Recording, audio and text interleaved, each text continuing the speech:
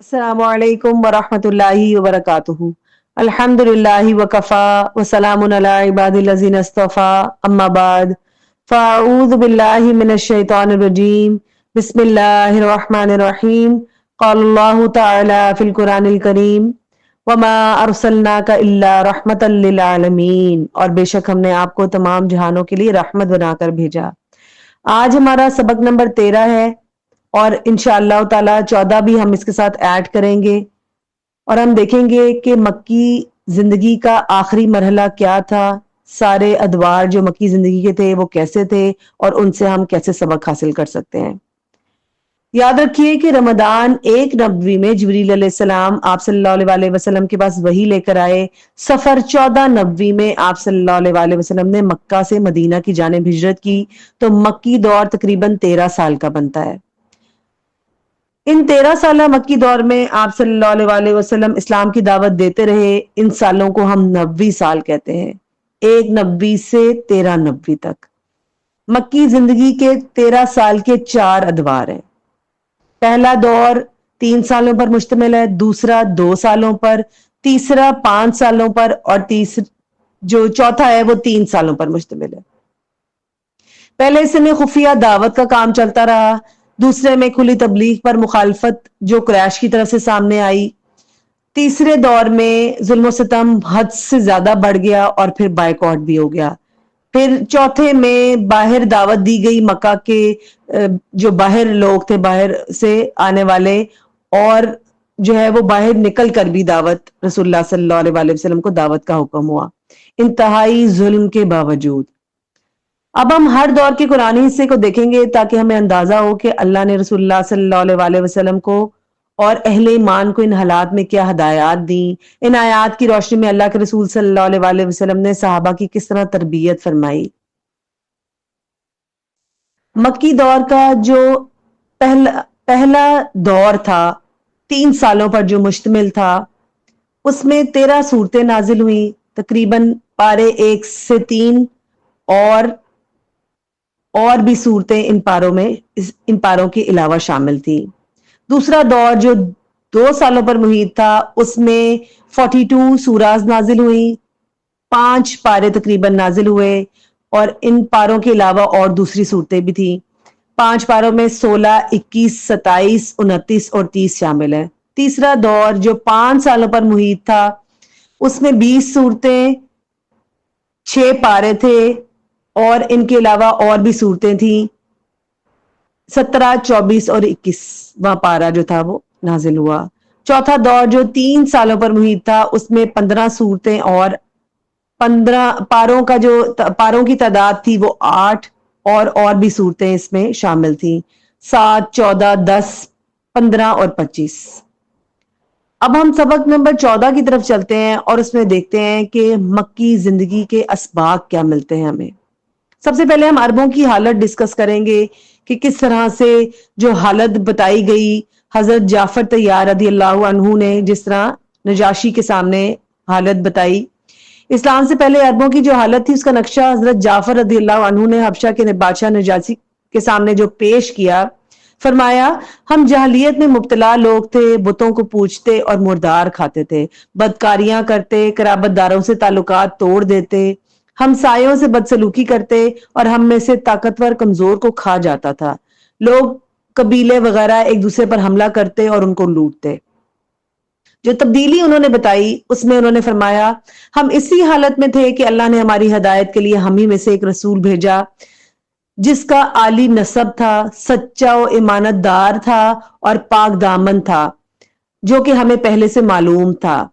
پھر انہوں نے فرمایا اس نے ہمیں صرف ایک اللہ کو ماننے اور اسی کی عبادت کرنے، نماز، روزہ، زکوٰۃ، سچ بولنے، امانت ادا کرنے، رشتوں کو جوڑنے، پڑوسیوں سے اچھا سلوک کرنے کا حکم دیا، ان بتوں کو چھوڑنے کا حکم دیا جن کی عبادت ہمارے باپ دادا کرتے آئے تھے، حرام کاری، خون ریزی، جھوٹ بولنے، یتیم کا مال کھانے اور پاک دامن عورتوں پر جھوٹی تہمت لگانے سے ہمیں روکا۔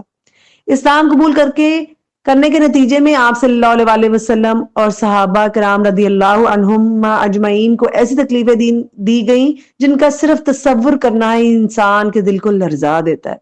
ان سب کے باوجود کسی نے بھی دین اسلام کو نہیں چھوڑا۔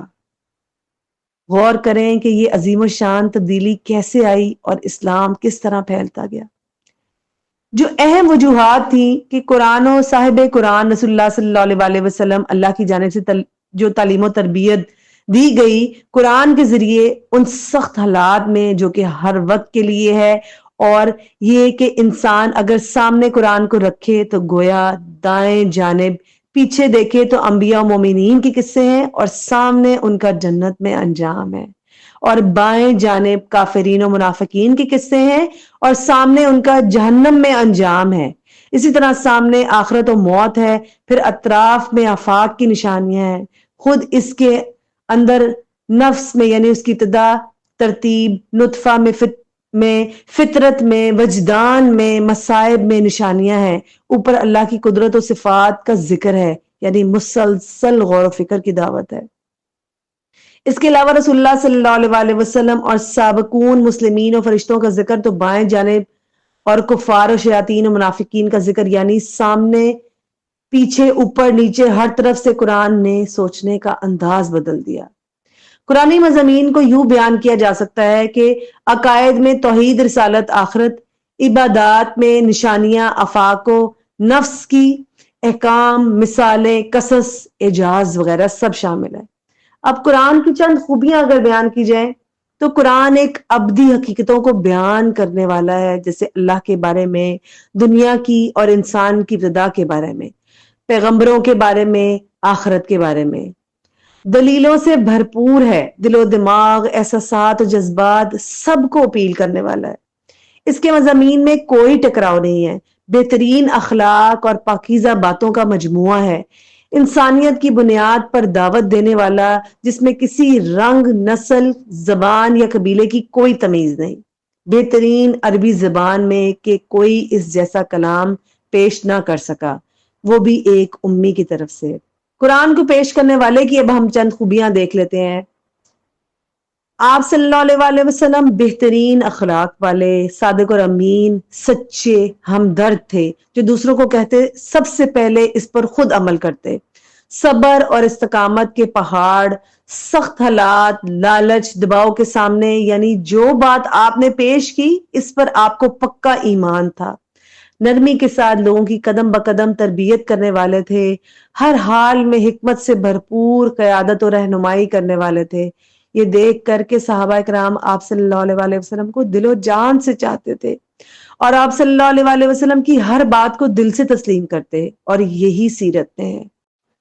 اب ہم دیکھتے ہیں کہ سورۃ البقرہ آیت 129 میں رسول اللہ صلی اللہ علیہ وسلم کے ذمہ 4 جو اہم کام تھے: قرآن کو سنانا، واضح رہے کہ سننے والے اس کو سمجھتے تھے، صحابہ کی زندگیوں کا تزکیہ یعنی شرک و برائی سے پاک کرنا، اچھائیوں کو بھرنا، قرآن کی تعلیم دینا، احکام و مضامین کی تشریح کرنا، حکمت کی تعلیم دینا یعنی سنت۔ ہمیں تزکیہ، تعلیم اور حکمت حدیث میں مل جائیں گی انشاءاللہ۔ صحابہ رضی اللہ عنہم اجمعین کا ایمان کیسا تھا؟ اب ہم تھوڑی سی بات اس پہ کرتے ہیں۔ جب صحابہ رضی اللہ عنہم نے قرآن و سیرت کو دیکھا تو اللہ کی ذات پر ان کا ایمان پکا ہوتا گیا اور اس پر بھروسہ بھی بڑھتا گیا۔ آخرت پر پکا ایمان تھا کہ نہ کوئی لالچ دے سکا، نہ کوئی انہیں دین سے ہٹا سکا، اور یہ انہیں جو پکا یقین تھا کہ کامیابی کی جو بشارتیں قرآن میں ہوں یا رسول اللہ صلی اللہ علیہ وسلم دیں وہ ہو کر رہیں گی۔ اور یہ ایمان کیسے بنا؟ صحابہ کرام قرآن سنتے، سیکھتے، غور کرتے، رسول اللہ صلی اللہ علیہ وسلم کی باتیں، حدیث اہتمام سے سنتے، آپ کے یقین اور صبر و اخلاص کو دیکھتے، یعنی ساری سیرت پر اس کو ان کے پاس غور سے دیکھتے جاتے۔